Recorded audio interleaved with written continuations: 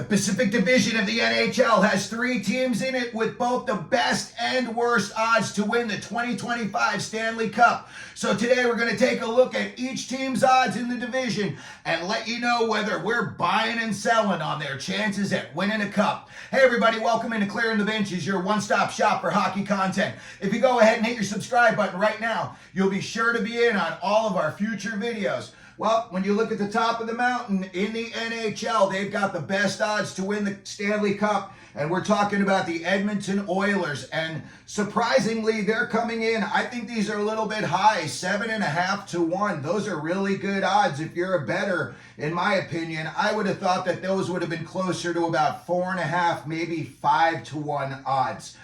Then you've got a significant drop-off until you get to the second team in the Pacific, and that's the Vancouver Canucks, and they're coming in at 16 to 1 odds to win the Cup next year.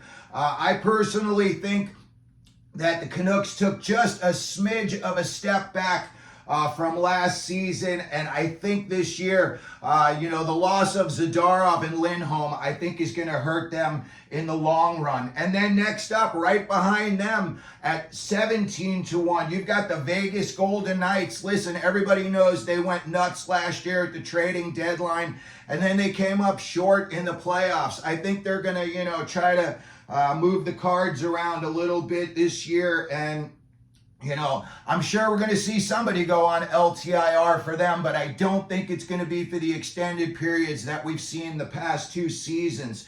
They got a lot of talent in Vegas. You got a lot of big name guys. It's not the Oilers in terms of talent, but it's pretty close to it. You've got some really good guys. Hanifin on the back end with Pietrangelo. And of course, they've got some guys who have got some pedigree up front as well, but they did lose Marchessault in the offseason, and I think that's going to definitely show for them as the season progresses. And then next up, you even take a little bit more of a drop, and now you're down to 22 to 1 odds for the Los Angeles Kings. I think the Kings have kind of gotten themselves a little bit into no man's land right now. I'm shocked that they found somebody to take Pierre-Luc Dubois off of their hands.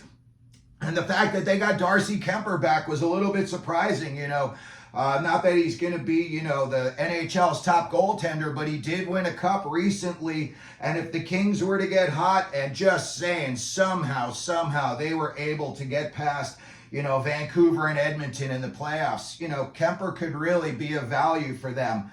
But 22 to 1 sounds about right for me. And then you've got a huge drop off to the Seattle Kraken, and they're coming in at 55 to 1. I think last year's setback for them has kind of opened a lot of eyes, and I think it's really, it's let people know they've still got a very, very young team. They're a young franchise, and I think, when they beat Colorado in the playoffs a couple years ago, everybody got all excited and thought they were going to be the next coming of Vegas, but they're not. They don't have the star power Vegas had, and they definitely don't have the scoring, that's for sure. So 55 to 1 sounds about right to me, but you're a Kraken fan, you throw $10 down, and if they win, you're $550, so that's a good return.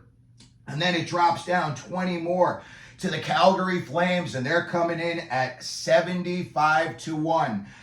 Again, they're, you don't want to say in a rebuild mode because they've still got some big names on that roster, but in terms of being able to compete with these other teams here and thinking that they're going to, even make the playoffs, to me, is just very unrealistic. It's going to be a few years, in my opinion, before Calgary's really going to be able to make a playoff push.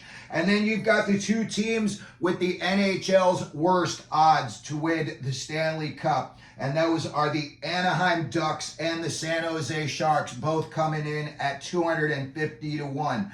I personally think, if we were forecasting ahead a year, I think next year you're going to be looking at these 2 teams at about 150 to 1, because both of them, obviously we know about Celebrini, but Leo Carlson and the guys like McTavish, those kids are going to gel eventually, and at some point the light's going to go on for the Ducks, and those kids are going to start to progress in their careers, and the Ducks are going to start to slide up the standings a little bit.